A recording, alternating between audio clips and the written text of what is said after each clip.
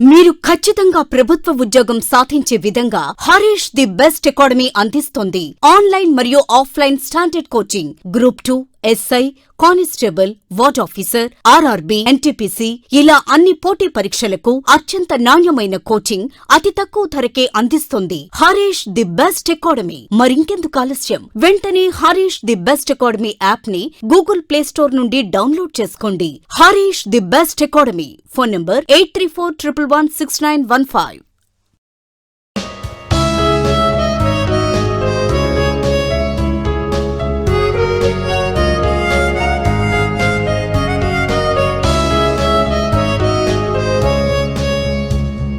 Hi friends, welcome to Harish academy. ఈరోజు వార్తల్లో నిలిచిన జాతీయ, అంతర్జాతీయ, రాష్ట్రీయ అంశాల గురించి, వార్తల్లో నిలిచిన వ్యక్తులు, అవార్డులు, పుస్తకాలు మరియు క్రీడా సంబంధిత సమాచారం, ఒక్కొక్క అంశాన్ని వివరంగా తెలుసుకునే ముందు కొన్ని హెడ్లైన్ చూద్దాం. ఈరోజు ట్రాన్స్జెండర్లకి సంబంధించి ఒక నేషన్ వైడ్ పోర్టల్ వార్తల్లో నిలిచింది. మరియు వారి కోసం ప్రత్యేకంగా ఏర్పాటు చేయబడ్డ ఒక షెల్టర్ హౌస్తో వార్తలు నిలిచిన వడోదర, గుజరాత్ రాష్ట్రానికి సంబంధించిన అంశము. మరియు MQ-9B ఒక ప్రత్యేకత గల డ్రోన్ ఈరోజు వార్తలు నిలిచింది. భారత్ ఇటీవల ఈ 2 డ్రోన్లను అమెరికా నుండి లీజ్కి తీసుకోవడం జరిగింది. దానికి సంబంధించిన ప్రత్యేకతలు ఏంటి? మరి ఇటీవల కొన్ని సమస్యలను దృష్టిలో ఉంచుకొని మింక్ అనే ఒక చిన్న జీవులను చంపేస్తూ వార్తలు నిలిచిన డెన్మార్క్ ఈరోజు చంపివేయబడ్డ మింకల నుండి మరొక సమస్యని ఎదుర్కొంటుంది. దానికి సంబంధించిన అంశాలు ఏంటి? మరి వార్తలు నిలిచిన MP ల్యాడ్స్, ఇటీవల న్యాయ వ్యవస్థ MP ల్యాడ్స్ విషయంలో ఇచ్చిన తీర్పు ఏంటి? మరియు ఎసెన్షియల్ సర్వీసెస్ మెయింటెనెన్స్ యాక్ట్ పొడిగింపు విషయంలో వార్తలు నిలిచిన ఉత్తరప్రదేశ్ రాష్ట్ర ప్రభుత్వము. మరియు దీంతో పాటు రీఇన్వెస్ట్ 2020, అటల్ FDP ప్రోగ్రాము మరియు ఇండియా పోస్ట్ పేమెంట్స్ బ్యాంక్ వారిస్తున్న కొత్త ఇన్సూరెన్స్ పాలసీ. మరియు వీటితో పాటు మిస్లేనియస్ అంశాలు అండ్ మోస్ట్ ఇంపార్టెంట్ వార్తలు నిలిచిన ప్రముఖ వ్యక్తి, ఫాదర్ ఆఫ్ ఇండియన్ IT ఇండస్ట్రీగా పేరు పొందిన ఒక గొప్ప వ్యక్తి FC కోహ్లీ గారి మరణం. మరియు మరొక ఇస్లాం ప్రముఖుని మరణం. మరియు దీంతో పాటు ఒక తెలుగు వ్యక్తి ఈరోజు ప్రపంచ గుర్తింపు పొంది వార్తలు నిలిచాడు, ఒక వ్యవసాయ శాస్త్రవేత్త. తనకు సంబంధించిన అంశాలు మరియు వీటితో పాటు మిస్లేనియస్ అంశాలన్నిటి కూడా ఒక్కొక్క టాపిక్ని ఇంటర్లింక్ చేసుకుంటూ నేర్చుకుందాం. సో అభ్యర్థులందరికీ కూడా ఒక చిన్న ఇన్ఫర్మేషన్. చాలా మంది అడుగుతున్నారు, సార్ మీరు చెప్పే కరెంట్ అఫైర్స్ PDF రూపంలో కావాలి అని చెప్పేసి. అతి త్వరలో మేము చెప్పే కరెంట్ అఫైర్స్ PDF రూపంలో కూడా మీకు ఇవ్వదలిచాము. సో అందుకోసము టెలిగ్రామ్ గ్రూప్ అనేది ఒకటి స్టార్ట్ చేస్తున్నాం మేము. సో టెలిగ్రామ్ చాలా మందికి మీకు తెలిసే ఉంటుంది, టెలిగ్రామ్ మెసేజింగ్ యాప్ అనేది. సో అలా టెలిగ్రామ్ గ్రూప్లో మీరు హరీష్ అకాడమీ అని టైప్ చేయండి, లేకపోతే ఈ వీడియో కింద డిస్క్రిప్షన్లో మీకు ఒక లింక్ అనేది ఇస్తాము. ఆ లింకులో 2 తెలుగు రాష్ట్రాల అభ్యర్థులు ఎవరైతే ఉంటారో వారందరినీ దృష్టిలో ఉంచుకొని సపరేట్ గ్రూప్స్ క్రియేట్ చేస్తాము. ఏపీకి సపరేట్, తెలంగాణకి సపరేట్. ఎందుకంటే రాష్ట్రీయ పరీక్షలు ఏవైతే ఉంటాయో సిలబస్ కొన్ని విధి విధానాలు అనేవి వేరువేరే ఉన్నాయి కాబట్టి ఇద్దరు అభ్యర్థులకు కూడా వేరువేరుగా ఒక్కొక్క గ్రూప్ని క్రియేట్ చేస్తాము. అందులో రానున్న రోజుల్లో అతి త్వరలో మీకు కరెంట్ అఫైర్స్ సంబంధించిన PDF మరియు రానున్న నోటిఫికేషన్సే కానివ్వండి, నోటిఫికేషన్ సంబంధిత ప్రిపరేషన్ స్ట్రాటజీ కానివ్వండి, ఇవన్నీ కూడా మీకు ఈ గ్రూప్ ఏదైతే ఉంటుందో అందులో పోస్ట్ చేస్తాము. సో అలా PDF రూపంలో కూడా ఇకపైన అభ్యర్థులకు మేము అవైలబిలిటీ అనేది ఇస్తాము. సో ఈ రకంగా మీకు మరింత సర్వీస్ చేసే అవకాశాన్ని మేము పొందుతున్నాము. అండ్ గుర్తుంచుకోండి, ఈ టెలిగ్రామ్ యాప్కి సంబంధించిన ఈ గ్రూప్కి సంబంధించి హరీష్ అకాడమీ గ్రూప్ లింక్ డిస్క్రిప్షన్లో ఇవ్వబడింది. ఒక్కసారి ఆ డిస్క్రిప్షన్ పైన మీరు క్లిక్ చేయండి. అందులో ఏపీ వారైతే సపరేట్ గ్రూప్ ఉంటుంది, తెలంగాణ వారైతే సపరేట్ గ్రూప్ ఉంటుంది. సో 2 రాష్ట్రాలకు సంబంధించిన అభ్యర్థులకు సంబంధించి రానున్న పోటీ పరీక్షల్లో ప్రిపరేషన్ స్ట్రాటజీ కానీ, సిలబస్ కానివ్వండి, లేదా ఏదైనా ఇంపార్టెంట్ టాపిక్ ఉంటే దానికి సంబంధించిన PDF కానివ్వండి, ఇలాంటి ఇన్ఫర్మేషన్ ఏదైనా కూడా మీకు అక్కడ అందుబాటులో ఉంచుతాము. సో రానున్న రోజుల్లో కరెంట్ అఫైర్స్ సంబంధించి కూడా PDFని మీకు అందులో అందుబాటులో పెడతాము. సో ఈ రకంగా మేము మీకు మరొక సర్వీస్ని కూడా ఇవ్వబోతున్నాం. సో అభ్యర్థులందరూ కూడా ఈ యొక్క చిన్న పాయింట్ గుర్తుంచుకొని ఈ టెలిగ్రామ్ గ్రూపుల్లో జాయిన్ అవ్వడానికి ప్రయత్నించండి. సో ఈరోజు మన ఫస్ట్ టాపిక్ చూద్దాము. సో ముందుగా ఈరోజు ట్రాన్స్జెండర్లకి సంబంధించిన అంశం గురించి చూద్దాం. ఇటీవల చూడండి, తరచూ ట్రాన్స్జెండర్లకు సంబంధించి ఏదో ఒక అంశం వార్తలో నిలుస్తోంది. మనం రెగ్యులర్గా చాలా అంశాలు చూసాము. ఇటీవల ఒడిషా విషయంలో మధుబాబు పెన్షన్ యోజన చెప్పాను. మధుబాబు పెన్షన్ యోజన రాష్ట్ర ప్రభుత్వం ఇస్తున్న పెన్షన్ కార్యక్రమంలో ట్రాన్స్జెండర్లను కూడా చేర్చింది అని చెప్పేసి. అండ్ ఒక అంతర్జాతీయ అంశంతో కూడా ఇటీవల ట్రాన్స్జెండర్లు వార్తలు నిలిచారు. బంగ్లాదేశ్ ఢాకాలో ట్రాన్స్జెండర్లు ఇస్లాంని అనుసరించే ట్రాన్స్జెండర్ల కోసము ప్రత్యేక మదరసా ఏర్పాటు అని చెప్పాను జస్ట్ 15 days బ్యాక్. మరియు భారతదేశంలోనే మొట్టమొదటి ట్రాన్స్జెండర్ ప్రిసైడింగ్ అధికారి ఇటీవల బీహార్లో జరిగిన సార్వత్రిక ఎన్నికల్లో సెకండ్ ఫేజ్ పోలింగ్ లో పాల్గొనడం జరిగింది. So most important Monika Das. మరియు దాంతోపాటు ఇటీవల ఢిల్లీ ప్రభుత్వము ట్రాన్స్జెండర్ల కోసం ప్రత్యేక గుర్తింపు కార్డులను ఇవ్వడం జరిగింది. సో మోస్ట్ ఇంపార్టెంట్, ప్రభుత్వం నుండి వచ్చే అన్ని రకాల బెనిఫిట్స్ కూడా ట్రాన్స్జెండర్కి ఇవ్వాలని చెప్పేసి వారికి ప్రత్యేక ఐడెంటిటీ కార్డు కానివ్వండి. అన్నిటికంటే most important Noida metro rail corporation ఇటీవల జస్ట్ 10 days బ్యాక్ మనం చూసాము. నోయిడా మెట్రో రైల్ ఎవరైతే ఉంటారో రైల్వేకి సంబంధించి మెట్రో రైల్ సంబంధించి ఒక ప్రైడ్ స్టేషన్ ని గుర్తించింది. సెక్టార్ 50 ప్రైడ్ స్టేషన్ అని చెప్పేసి ట్రాన్స్జెండర్ల కోసం ఒక రైల్వే స్టేషన్ ని అంకితం ఇవ్వడం జరిగింది Noida metro rail corporation. Most important. మరియు దాంతో పాటు జస్ట్ ఈ వీక్ లోనే ఇంకొక అంశాన్ని చెప్పాను ట్రాన్స్జెండర్లకు సంబంధించి. భారత ప్రభుత్వం కూడా ఇటీవల రానున్న పార్లమెంట్ సమావేశాలు ఏవైతే ఉంటాయో అందులో ట్రాన్స్జెండర్లకు ప్రత్యేక ఉద్యోగ విద్యా రిజర్వేషన్లు ఇచ్చే ఉద్దేశంతో ఒక ప్రత్యేక బిల్లును కూడా రూపకల్పన చేయడానికి ప్రయత్నాలు చేస్తోంది. ఇటీవల సుప్రీం కోర్టు కూడా భారత ప్రభుత్వాన్ని ఒక చిన్న విన్నపం ఇచ్చింది. ట్రాన్స్జెండర్లను గుర్తించి వారికి ఇవ్వబడ్డ చట్టం ఏదైతే ఉంటుందో ఆ చట్టం ఆధారంగా వారి కోసం ప్రత్యేక సౌకర్యాలు ఉద్యోగ విద్యా రిజర్వేషన్లో వారికి ప్రత్యేక కోటాను కేటాయించండి అని చెప్పేసి. సో ఆ అంశం గురించి చూసాము. ఈరోజు మరొకసారి ట్రాన్స్జెండర్లు వార్తలు నిలిచారు. Most important. ప్రస్తుతం Ministry of Social Justice and Empowerment కేంద్ర సామాజిక సాధికారత మంత్రిత్వ శాఖ ఎవరు? తావర్చంద్ గెహ్లాట్ గారు. Thawarchand Gehlot most important. So కేంద్ర మంత్రుల గురించి ఇటీవల ఎవరు వార్తలు ఇచ్చినా వారి గురించి నేను పేరు ప్రొనౌన్స్ చేస్తున్నాను, ఒకసారి చూడండి. ఎందుకంటే రెగ్యులర్గా మనకు వార్తలు నిలుస్తున్నారు కాబట్టి రానున్న పోటీ పరీక్షల్లో అడిగే అవకాశాలు, చిన్న చిన్న పరీక్షలు అడుగుతారు. ప్రస్తుతం కేంద్ర లేదా ministry of Social Justice and empowerment మంత్రిత్వ శాఖ ఎవరు అని చెప్పేసి. సో అలా తావర్చంద్ గెహ్లాట్ గారు ఈరోజు ఈ సెరమనీ చేశారు, ఈ లాంచింగ్ చేశారు. ఏంటంటే ఒక నేషన్ వైడ్ పోర్టల్, ప్రత్యేక పోర్టల్, జాతీయ మొత్తం దేశమంతా కూడా అమలయ్యే విధంగా ఒక ప్రత్యేక పోర్టల్ ట్రాన్స్జెండర్ల కోసం ఏర్పాటు చేశాడు. Nation wide portal for transgenders. So most important nation wide portal for transgenders. అంటే ఇందులో ఏం చేస్తారు, భారతదేశంలో ఉన్న ట్రాన్స్జెండర్స్ ఎవరైతే ఉంటారో వారి పోర్టల్లో లాగిన్ అయ్యేసేసి అందులో వారికి సంబంధించిన బేసిక్ డేటా, బయోడేటా ఏదైతే ఉంటుందో, డేట్ ఆఫ్ బర్త్, ఏ ప్రాంతంలో ఉంటున్నారు, సో వారికి సంబంధించిన అంశాలన్నింటినీ కూడా పొందుపరిస్తే ఇక్కడ ఇన్ఫర్మేషన్ ఇస్తే వారికి ఒక ప్రత్యేక ఐడి కార్డు వస్తుంది. సో ఈ రకంగా ట్రాన్స్జెండర్లను గుర్తించే పనిలో పడింది కేంద్ర ప్రభుత్వం. Most important. అంటే ఆటోమేటిక్గా ట్రాన్స్జెండర్లకు సంబంధించి రానున్న రోజుల్లో ఒక చట్టం ఏదైనా తీసుకురాబోతోంది. అంటే ఏంటి, వారికి ప్రత్యేకంగా ఉద్యోగ రిజర్వేషన్లే కానివ్వండి, వారికి విద్యా సంస్థలు ఇచ్చే రిజర్వేషన్లే కానివ్వండి, 2% 5% వీరి కోసం ప్రత్యేక వర్గంగా గుర్తించబోతోంది అన్నట్టు. అందుకోసం భారత ప్రభుత్వం వీరి కోసం ప్రత్యేక ఐడి కార్డులు ఇస్తామని చెప్పేసి ఒక నేషన్ వైడ్ పోర్టల్ని ఈరోజు ప్రారంభించడం జరిగింది.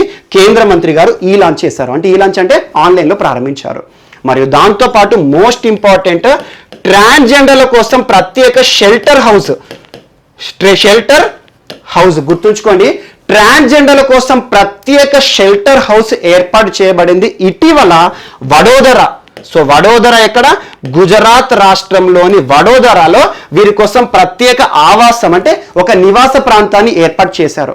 అలా ఎవరైతే ట్రాన్స్జెండర్లు సొసైటీలో కొన్ని వివక్షలు ఎదుర్కొంటున్నారో వారి కోసము ప్రత్యేకంగా నివాస సౌకర్యాలు కానివ్వండి, వారికి ఆహార పదార్థాలు కానివ్వండి ఆ షెల్టర్ హౌస్లో ఇస్తామని చెప్పేసి ప్రత్యేకంగా ప్రభుత్వమే నిర్మాణం చేసిన ఒక transgender shelter house.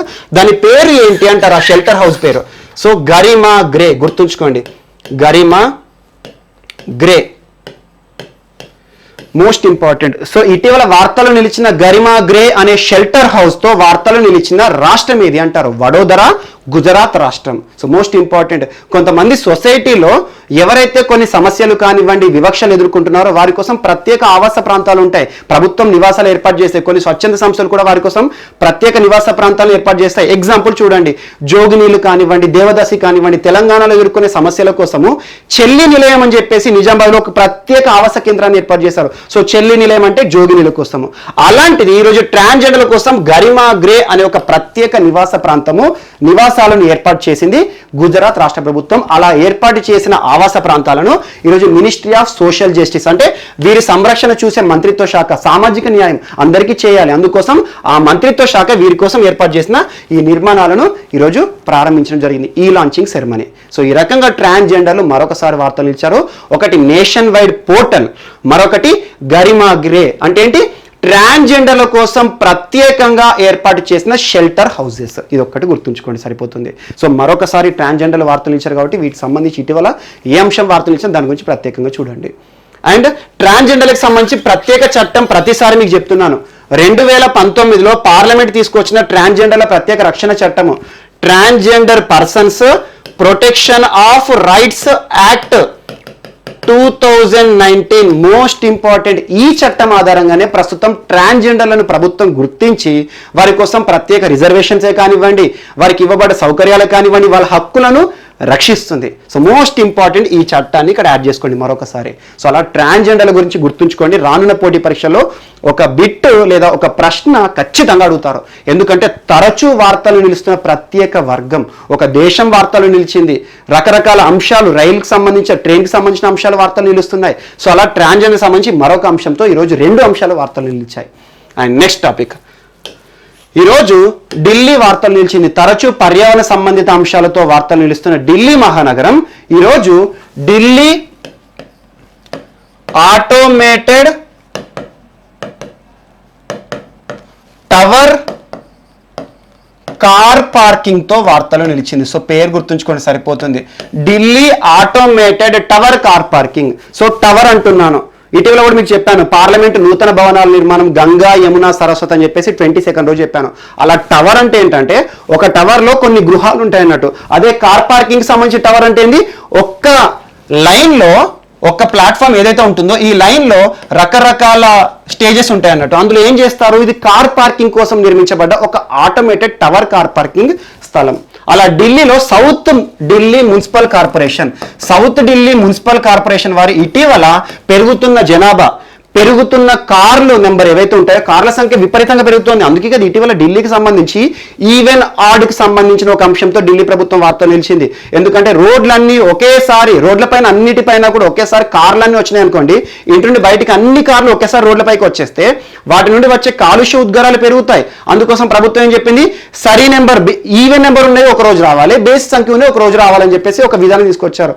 And Delhi ప్రభుత్వం ఇటీవల కాలంలో తీసుకొచ్చిన పర్యావరణ సంబంధిత అంశాలన్నింటినీ కూడా ఖచ్చితంగా గుర్తుంచుకోండి. యుద్ధ ప్రదూషణకే విరుద్ధం అని చెప్పేసి కానివ్వండి, గ్రీన్ ఢిల్లీ యాప్ కానివ్వండి, రెడ్ లైట్ ఆన్ గాడి ఆఫ్ కానివ్వండి, అలా కాలుష్య సంబంధిత స్మాగ్ టవర్ కానివ్వండి, ఇటీవల చాలా అంశాలు మనం చూస్తున్నాం. అలాంటి ఢిల్లీలో పర్యావరణ సంబంధిత అంశాలను దృష్టిలో ఉంచుకొని, పెరుగుతున్న ఈ వాహనాల సంఖ్యను దృష్టిలో ఉంచుకొని పార్కింగ్ సంబంధిత సమస్యలను ఈరోజు నివారించాలి అని చెప్పేసి ఒక ప్రత్యేక టవర్ కార్ పార్కింగ్ ని ఏర్పాటు చేసింది సౌత్ ఢిల్లీ మున్సిపల్ కార్పొరేషన్. అంటే ఏం చేస్తారంటే ఇది దాదాపు ఒక 4 అంతస్తుల బిల్డింగ్ అనుకోండి. అందులో ఏం చేస్తారు, 34 కార్లు పార్కింగ్ చేసుకునే విధంగా జస్ట్ తక్కువ స్థలంలో ఒక్కొక్క స్టేజ్ లో, ఎగ్జాంపుల్ మనం ఒక కార్ తీసుకుపోయి వాళ్ళకి వ్యాలెట్ పార్కింగ్ ఇచ్చామనుకోండి, మన కార్ని ఆ ప్రాంతంలో ఏదో ఒక ఫ్లోర్ లో స్టోర్ చేస్తారు అన్నట్టు. సో అలా కార్ పార్కింగ్ సంబంధిత అంశాలను దృష్టిలో ఉంచుకొని, మరియు పార్కింగ్ ప్రదేశాల్లో ఎక్కువ కాలుష్య ఉద్గారాలు వస్తాయి. ఎందుకంటే రివర్స్ తీస్తూ ఉంటారు, కార్ని మనం పార్కింగ్ చేసేటప్పుడు కానివ్వండి, స్లోగా ఉండేటప్పుడు మనం యాక్సిలేటర్ ఎక్కువగా ప్రెస్ చేస్తాం కాబట్టి ఆటోమేటిక్గా ఉద్గారాలు వస్తాయి. సో అలా కాలుష్య సంబంధిత అంశాలను దృష్టిలో ఉంచుకొని, మరియు పెరుగుతున్న కార్ల సంఖ్యను దృష్టిలో ఉంచుకొని భారతదేశంలో ఈసారి ఢిల్లీలో, అంతకుముందు మనకి ముంబైలో ఇటువంటి కార్ పార్కింగ్స్ ఉన్నాయి. సో ఢిల్లీలో మొట్టమొదటిసారి ఆటోమేటెడ్ టవర్ కార్ పార్కింగ్ అనే అంశం వార్తలు నిలిచింది. సో ఇదొకటి కూడా యాడ్ చేసుకోండి. బట్ ఎగ్జామ్లో అంత పెద్దగా అడగకపోవచ్చు, ఎందుకంటే ఇటీవల పర్యావరణ సంబంధిత అంశాలు చాలా వార్తలు నిలుస్తున్నాయి కాబట్టి ఢిల్లీ గురించి ఆ కోణంలోనే చూసుకోండి. అండ్ నెక్స్ట్ టాపిక్, ఈరోజు MQ-9B అనే ఒక ప్రత్యేక డ్రోన్ వార్తలో నిలిచింది. MQ-9B మోస్ట్ ఇంపార్టెంట్ ప్రత్యేక డ్రోన్ అంటున్నాను. ఇటీవల భారత్ దాదాపు 2 MQ-9B డ్రోన్లను అమెరికా నుండి ఒక 1 year పాటు లీజ్కి తీసుకుంది. లీజ్ అంటే ఏంటి, రెంట్కి తీసుకొని ఇండియన్ నేవీకి అప్పచెప్పడం జరిగింది. సరిపోతుంది, ఎగ్జామ్లో డైరెక్ట్ అడుగుతారు. ఇటీవల MQ-9B అనే ఒక అంశం వార్తలో నిలిచింది. అది దేనికి సంబంధించింది అంటారు, ఒక ప్రత్యేకత గల డ్రోన్. ఏ దేశం దీన్ని తయారు చేస్తుంది అంటే అమెరికాకి పేటెంట్ ప్రాపర్టీ ఇది. సో ప్రత్యేకమైన సౌకర్యాలు ఇందులో ఉంటాయి. అన్మాన్డ్ ఎయిర్ వెహికల్, ఒక డ్రోన్ విమానం రూపంలోనే ఉంటుంది. సో అలా శత్రువులని కూడా తప్పించుకొని రాడార్ వ్యవస్థకి కూడా చిక్కని ఒక ప్రత్యేక డ్రోన్ MQ-9Bని అమెరికా తయారు చేస్తుంది, కొన్ని దేశాలకు అమ్మేస్తుంది, కొన్ని దేశాలకు లీజ్కి ఇస్తుంది. భారత్ 2 డ్రోన్లను ఈరోజు తీసుకొని నావీకి అప్పచెప్పింది. ఎందుకంటే ప్రస్తుతం సరిహద్దు సమస్యలు కానివ్వండి, నావీలో ఎదుర్కొంటున్న సమస్యలు ఏవైతే ఉంటాయో, చైనా చాలా వరకు సముద్రాల్లో కూడా సమస్యలు సృష్టిస్తుంది. సౌత్ చైనా సీ మాదే అంటారు. అండ్ ఇండియన్ ఓషన్ దేశాలు ఏవైతే ఉంటాయో ఆ ఇండియన్ ఓషన్ దేశాల్లో ఉన్న చిన్న చిన్న దీవుల దేశాలను దగ్గర వేసుకుంటుంది చైనా. సో ఇలాంటి పరిస్థితులు సముద్రంలో కూడా ఏదైనా అలజడి సృష్టించుదేమో చెప్పేసి సరిహద్దు సమస్యలను, సముద్ర జల సమస్యలను అధిగమించడానికి భారత ప్రభుత్వము 2 డ్రోన్లను నావీకి అప్పచెప్పింది. అండ్ ఇక్కడ ఇంకొక అంశాన్ని యాడ్ చేసుకోండి, ఇటీవల మనం చర్చించుకున్నది పోసిడాన్ 9I, పోసిడాన్ 8I.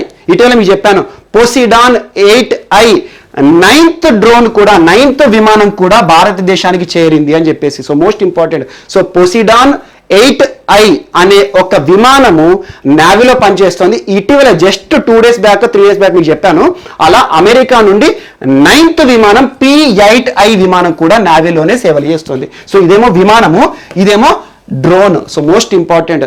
ప్రస్తుతం సరిహద్దు సమస్యలు, చైనాతో చాలా సమస్యలు ఉన్నాయి. అటువంటి పరిస్థితుల్లో ఇక్కడ ఇంకో కొన్ని అంశాలు యాడ్ చేసుకుని ఈరోజు వార్తలు నిలిచినాయి. ఏంటంటే హెరాన్ అనే ఒక డ్రోన్ విషయంలో భారత్ ఇజ్రాయెల్తో ఒప్పందం చేసుకుంటోంది. సో ఇజ్రాయెల్ అగ్రికల్చర్గా చాలా వరకు అధునాతన పద్ధతులను పాటిస్తుంది.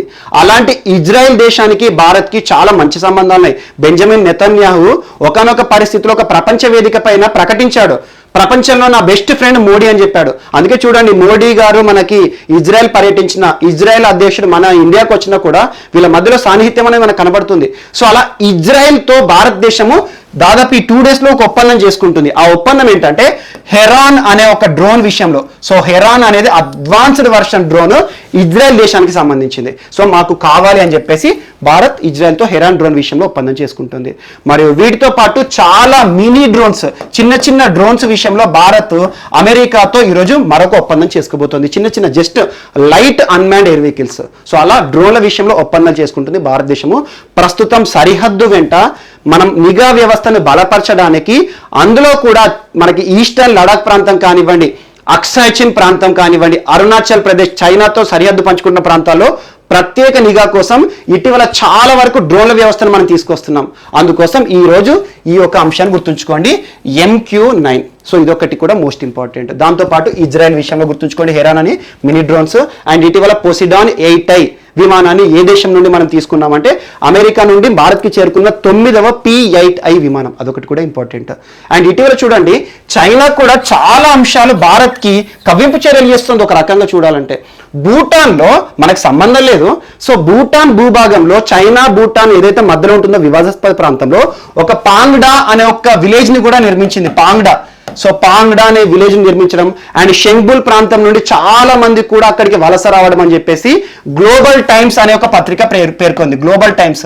సో గ్లోబల్ టైమ్స్ యాక్చువల్గా చైనా మీడియా ఏం పేర్కొంది అంటే, చైనా ఇటీవల భూటాన్లో ఒక ప్రత్యేక గ్రామాన్ని నిర్మించింది అని చెప్పారు. ఆ గ్రామం పేరు పాంగ్డా అని చెప్పేసి చైనాకి సంబంధించిన మీడియా ప్రకటించింది. కానీ దీన్ని భూటాన్ ఏమంటుందంటే, సో అలాంటిది ఏమీ లేదు, చైనా మా ప్రాంతంలో, మా భూభాగంలో ఎలాంటి విలేజ్ను నిర్మించలేదు, పాంగ్డా లేదు, ఏది లేదని చెప్పేసి కొట్టిపారేసింది. మరియు దాంతోపాటు భారత్ ఏం చెప్పిందంటే, భారత్ దీన్ని ధృవీకరించింది. భారత్ భూటాన్లో కొన్ని ఏవో చర్యలు చేస్తుంది, అక్కడ గ్రామాలు నిర్మిస్తుంది అని చెప్పేసి. సో పాంగ్డా అనే పేరు గుర్తుంచుకోండి, మనకు అంత పెద్ద ఇంపార్టెంట్ ఏం కాదు. సో పాంగ్డా అనే ఒక విలేజ్ భూటాన్ చైనాకి సంబంధించింది. మరొక చర్య చేస్తుంది చైనా ఇటీవల, ముఖ్యంగా బ్రహ్మపుత్ర, మనకి మోస్ట్ ఇంపార్టెంట్ బ్రహ్మపుత్ర నది. సో బ్రహ్మపుత్ర భారత్కి చాలా ఇంపార్టెంట్, చైనా నుండి వస్తుంది. సో అలాంటి బ్రహ్మపుత్ర నది పైన చైనా చాలా బ్యారేజెస్ నిర్మిస్తుంది, డ్యామ్లు నిర్మిస్తుంది. అలా డ్యామ్లు నిర్మిస్తే ఏమవుతుంది, వాటర్కి అడ్డుకట్ట వేయడమే. సో అలా డ్యామ్ల నిర్మాణంతో బ్రహ్మపుత్ర సరస్సు 2 దేశాల మధ్యలో వివాదం అవుతుంది. ఇదొక అంశం కానివ్వండి. సో ఇవన్నీ చిన్న చిన్న బీట్లు. అండ్ దాంతోపాటు ఇటీవల అరుణాచల్ ప్రదేశ్ అన్నాను, అరుణాచల్ ప్రదేశ్ ఇప్పుడే కాదు, భారత్కి చైనాకి చరిత్ర 1962 చైనీస్ అగ్రెషన్ ఉంది కదా, అప్పటి నుండి కూడా మనం భారత్కి ఉన్న చైనాకి మధ్యలో అరుణాచల్ ప్రదేశ్ వివాదాస్పదమే. అరుణాచల్ ప్రదేశ్లో ఉండే ప్రజలని కూడా చైనా వారి ప్రజలుగా చెప్పుకుంటుంది. వారి ప్రాంతంలో ఎగ్జాంపుల్ భారతదేశ ప్రధాని కానీ, రక్షణ శాఖ మంత్రి కానీ పర్యటన చేశారనుకోండి, అప్పుడు చైనా ఏదో ఒక చర్య చేస్తుంది దీన్ని అడ్డుకట్ట వేయడానికి. సో అలా అరుణాచల్ ప్రదేశ్ మోస్ట్ ఇంపార్టెంట్. అలాంటి అరుణాచల్ ప్రదేశ్కి సరిహద్దుకు దగ్గరలో లాసా నుండి చెంగ్డు అనే ప్రాంతానికి ప్రత్యేక రైల్వే వేసింది ఇటీవల. అందులో నేంగ్చి అనే ప్రాంతం, నీంగ్చి అవసరం లేదు. లాసా నుండి చెంగ్డు అనే ఒక రైల్వే మార్గం ఏదైతే ఉంటుందో ఆ రైల్వే మార్గము భారతదేశంలోని ఏ రాష్ట్రానికి అతి సమీపంలో ఉంది అంటారు? అరుణాచల్ ప్రదేశ్ రాష్ట్రానికి. సో ఈ 3 బిట్లే అంతే, దీని గురించి ఎక్స్ప్లెనేషన్ మనకు అవసరం లేదు. ఎందుకంటే మనకు జరిగే ఎగ్జామ్స్లో నేరుగా అడుగుతారు. ఇటీవల చైనా నిర్మించిన, భూటాన్లో నిర్మించిన ఒక గ్రామం పేరేంటి అంటారు? పాంగ్డా, సరిపోతుంది. ఇటీవల భారత్కి చైనాకి మధ్యలో వివాదాస్పదం అవుతున్న ఒక నది ఏంటి అంటారు? బ్రహ్మపుత్ర నది పైన విపరీతంగా చైనా బ్యారేజ్లు నిర్మిస్తోంది. ఆటోమేటిక్గా బ్యారేజ్లు, డ్యామ్లు నిర్మిస్తే మనకి వాటర్ రావు. సో మనకి వాటర్ స్కేర్సిటీ ఉంటుంది. 2 దేశాలు కూడా జనాభా ఎక్కువ. అలాంటి పరిస్థితుల్లో ఈ బ్యారేజ్ నిర్మించేసి వాటర్కి కూడా అడ్డుకట్ట వేసే ప్రయత్నం చైనా చేస్తుంది. మరియు దాంతోపాటు ఇటీవల చైనా నిర్మించిన ఒక రైల్వే నిర్మాణము లాసా నుండి, టిబెట్ లాసా నుండి చెంగ్డో ప్రాంతంలో నిర్మించిన రైల్వే లైన్ ఏదైతే ఉంటుందో ఆ రైల్వేలోని నేంచి అనే ప్రాంతము భారతదేశంలోని ఏ రాష్ట్రానికి సమీపంలో ఉంటుంది, దగ్గరగా ఉంటుంది అంటారు? సో అరుణాచల్ ప్రదేశ్ రాష్ట్రానికి. ఇది ఒక్కటి సరిపోతుంది. దీంతో పాటు ఇటీవల చైనాకి సంబంధించి చాలా అంశాల వార్తలు నిలిచాయి.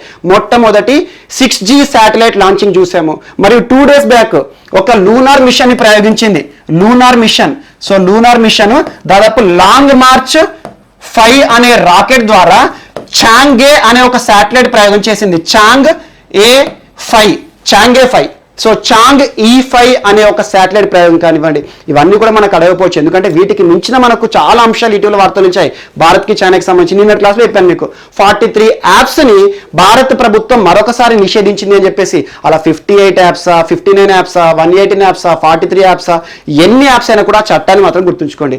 చాలా అంశాలు భారత్కి అడ్డుకట్ట వేసే ప్రయత్నాలు కూడా చాలా చైనా చేస్తుంది. సో అలా ప్రస్తుతం ఈస్టర్న్ లడాక్ ప్రాంతం పైన ప్రత్యేక శ్రద్ధ చూపండి. అండ్ దాంతోపాటు అక్సాచిన్ ప్రాంతం కానివ్వండి, ఇటీవల గాల్వన్లో ప్రాంతం కానివ్వండి, ఇవన్నీ కూడా జాగ్రఫికల్గా మ్యాప్ లొకేషన్ చూసుకుంటూ అనలైటికల్గా అబ్జర్వ్ చేయండి. ఆ ప్రాంతంలో చైనా ఏమేం చేస్తుందో చూడండి. అండ్ ఇటీవల కాలంలో దర్బుక్ అనే ఒక మార్గం చెప్పాను మీకు, దర్బుక్ షోక్ అని చెప్పేసి. సో ఆ మార్గం కానివ్వండి, ఇలాంటివన్నీ కూడా భారత్ చైనాకి సంబంధించి ప్రత్యేకంగా నిఘా వేయండి. అండ్ నెక్స్ట్ ఈరోజు మరొక టాపిక్.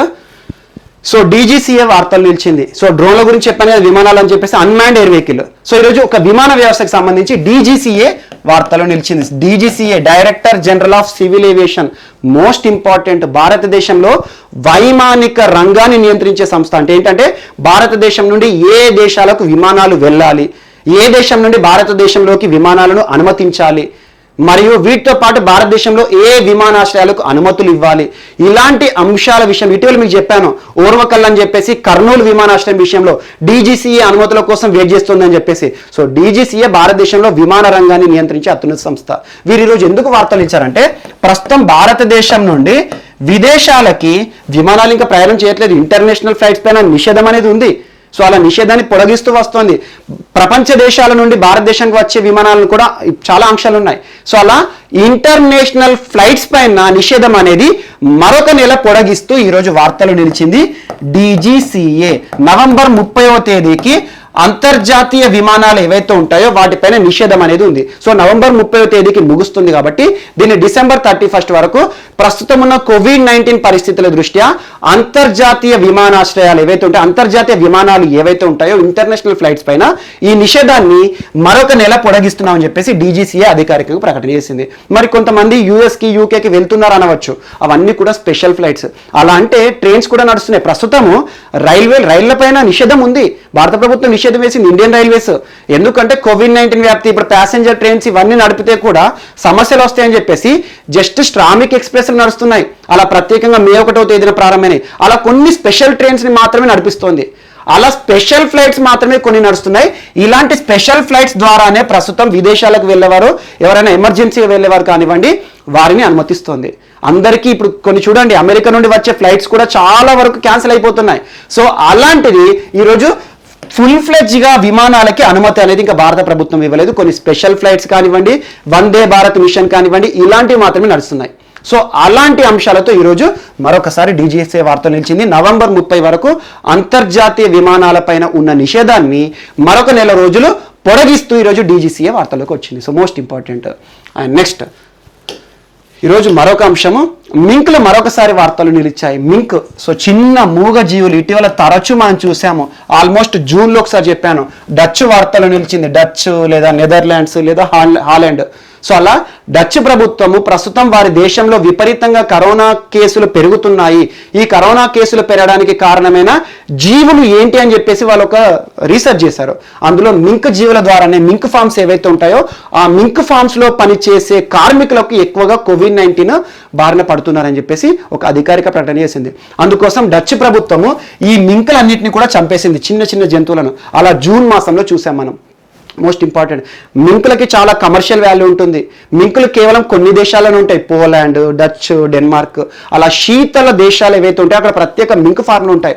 వీటి నుండి వచ్చే ఫర్ ఉంటుంది కదా, ఎనిమల్ పైన ఉండే చిన్న చిన్న మనం ఏంటి వెంట్రుకలు అంటాం కదా, సో ఆ ఫర్ దానితోటి చాలా వరకు స్వెటర్స్ కానివ్వండి, మంచి కాటన్ తయారు చేస్తారు. సో అలాంటి మింకులని, కమర్షియల్ వాల్యూ ఉన్న మింకులని, ప్రస్తుతం కమర్షియల్ అవసరం లేదు, మాకు ప్రాణాలే అవసరం అని చెప్పేసి డచ్ 2 నెలల కింద వార్తలు నిలిచింది.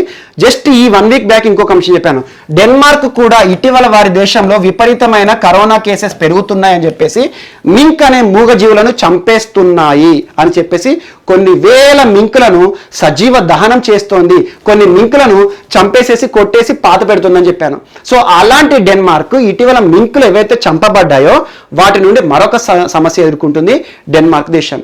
డెన్మార్క్లో కొన్ని వేల మింకులను ఇటీవల చంపారు. యాక్చువల్గా కట్టెలతో కొట్టేసి, స్పెషల్ రాడ్స్తో కొట్టేసి చంపేశారు. చంపేసిన మింకులను ఏం చేశారంటే వీటిని ముట్టుకోవద్దు, ఎందుకంటే కరోనా వ్యాప్తి జరుగుతుందని ఒక అపోహ ఉంది అక్కడ. సో అలాంటి మింకులను ఏం చేశారంటే పెద్ద పెద్ద గోతులు తవ్వి పాతి పెట్టారు. ఆ పాతి పెట్టిన తర్వాత వాటిపైన పూర్తి చేస్తారు కదా, ఆ పూర్తి చేసిన తర్వాత జస్ట్ ఒక 1 వీక్లోనే ఈ మింకులు తిరిగి బయటకు వస్తున్నాయి. బయటకు అంటే ఏంటంటే మళ్ళీ జీవం వచ్చి బయటికి రావడం కాదు, జస్ట్ ఈ మింకులోని కళేబరాలు ఉంటాయి కదా, వీటి యొక్క బాడీ ఏదైతే ఉంటుందో అందులో ప్రత్యేకంగా ఒక గ్యాస్ నిండుతుందంట.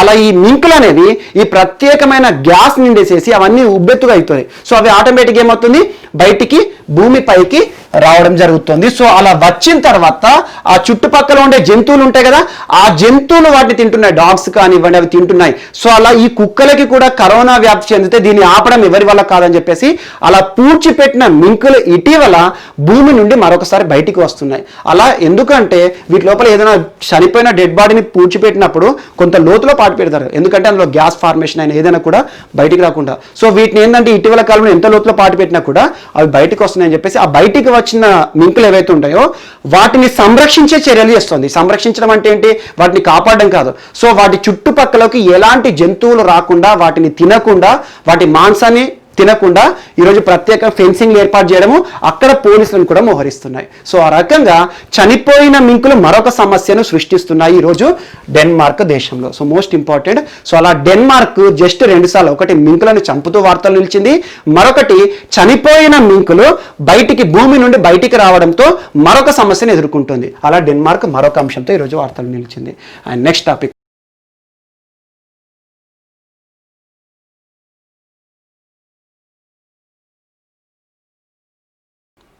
సో ఈరోజు మన నెక్స్ట్ టాపిక్ వచ్చేసి ఎంపీ ల్యాడ్స్కి సంబంధించిన వివాదంలో బాంబే న్యాయస్థానం ఇచ్చిన కీలక తీర్పు ఈరోజు వార్తలు నిలిచింది. Most important, member of parliament local area development scheme 1993 year గుర్తుంచుకోండి. ఈ ప్రోగ్రాం ద్వారా ఏంటంటే పార్లమెంట్ సభ్యునికి అంటే పార్లమెంట్ ఎంపీకి కొన్ని ప్రత్యేక నిధులను కేంద్ర ప్రభుత్వం కేటాయిస్తుంది. ఆ నిధులను ఎలా ఖర్చు చేయవచ్చు అంటే తన నియోజకవర్గంలో అభివృద్ధి కార్యక్రమాల కోసం ఆ సభ్యుడు ఖర్చు చేయవచ్చు. సో ఇటీవల చోటు చేసుకున్న వివాదం ఏంటి, ఇందులో న్యాయస్థానం ఏ రకంగా తీర్పిచ్చింది అంటే, సో పార్లమెంట్లో 3 రకాల ఎంపీలు ఉంటారు. ఒకటి లోక్సభ ఎంపీ, లోక్సభ పేరులోనే ఉంది, ప్రజల నుండి ఎన్నికైన ఎంపీలు. సో లోక్సభ ఎంపీలను ఎవరు ఎన్నుకుంటారు, మనకు ప్రత్యక్షంగా మన దగ్గరికి వస్తారు, ప్రచారం చేస్తారు. మన నియోజకవర్గం నుండి మనం ఎవరినైతే ఓటు వేసి గెలిపించుకుంటామో వారు లోక్సభలో కూర్చుంటారు. రెండవది పరోక్ష ఎన్నికల ద్వారా ఎన్నికైన ఎంపీలు అంటే రాజ్యసభ ఎంపీలు. సో రాజ్యసభ ఎంపీలకు మనం ఓటు వేయము, మనం ఎన్నుకున్న వారు వారిని ఎన్నుకుంటారు. సో అలా పరోక్ష ఎన్నిక. సో రాజ్యసభ ఎంపీలు, లోక్సభ ఎంపీలు. మరియు మూడో వర్గం ఏంటంటే నామినేటెడ్ ఎంపీలు కూడా ఉంటారు. మోస్ట్ ఇంపార్టెంట్ 3 రకాల ఎంపీలు ఉంటారు. ఒకటి ప్రజలచే నేరుగా ఎన్నుకోబడిన సభ్యులు, ఒకటి పరోక్ష ఎన్నికల ద్వారా మనం ఎన్నుకున్న వారు ఎన్నుకునే సభ్యులు, మరొకటి నామినేటెడ్ ఎంపీలు. నామినేటెడ్ ఎంపీలు అంటే ఎవరు నామినేట్ చేస్తారు? భారత రాష్ట్రపతి, భారత రాజ్యాంగ అధినేత ద్వారా నామినేట్ చేయబడిన సభ్యులు పార్లమెంట్ లో 14 మంది ఉంటారు. 2 లోక్సభలో ఆంగ్లో ఇండియన్స్ అంటాము, 12 మంది ఏమో వివిధ రంగాల్లో వివిధ ప్రతిభలు చూపించిన ప్రముఖ వ్యక్తులను నామినేట్ చేస్తారు. అలా 14 మంది సభ్యులు ఉంటారు. ఈ 3 రకాల ఎంపీలకి కూడా సమానమైన హోదా ఉంటుంది, సమానమైన జీతాలు, వేతనాలు, పెన్షన్స్ అన్నీ ఉంటాయి. సో వీరందరికీ కూడా ఎంపీ ల్యాడ్స్ కింద ప్రత్యేక నిధులు, దాదాపు ప్రస్తుతం 5 కోట్ల నిధులను కేటాయిస్తుంది కేంద్ర ప్రభుత్వం. ఇటీవల ఏం జరిగింది? ప్రపంచమంతా కూడా స్తంభించిపోయింది. కోవిడ్-19 పరిస్థితుల కాలంలో ఆర్థిక వ్యవస్థలన్నీ స్తంభించిపోయినాయి, దెబ్బతిన్నాయి. ఇలాంటి పరిస్థితుల్లో ఎగ్జాంపుల్ ఇండియానే చూడండి. ఎక్కువగా మనం వార్తలో చూసేవి కరోనా సంబంధిత అంశాలు. టెస్ట్ కిట్ల విషయమే కానివ్వండి, ఎన్ని టెస్టులు చేస్తున్నారు ఒక్కొక్క ప్రభుత్వం, రాష్ట్ర ప్రభుత్వం అని, మరి ఎన్ని కేసెస్ అని చెప్పేసేసి, ఏ రకంగా క్వారంటైన్ కేంద్రాల నిర్వహణ కానివ్వండి, సో అలా ట్రీట్మెంట్ సంబంధిత అంశాలు కానివ్వండి. ప్రస్తుతం ప్రభుత్వం చేస్తున్న అత్యధిక ఖర్చులు వైద్యపరమైన ఖర్చులే. ఇలాంటి వైద్యపరమైన ఖర్చులు కేవలం ఇండియానే కాదు, ఇండియాలో ఉన్న రాష్ట్రాలనే కాదు, ప్రపంచంలోని ప్రతి దేశం కూడా ప్రస్తుతం కరోనాకి సంబంధించిన ఖర్చులే చేస్తుంది. అలా పీపీఈ కిట్ల ఇంపోర్ట్సే కానివ్వండి, టెస్ట్ కిట్ల ఇంపోర్ట్సే కానివ్వండి, కోవిడ్-19 సంబంధించి వ్యాక్సిన్ ప్రయోగాల్లో ఖర్చులు కానివ్వండి.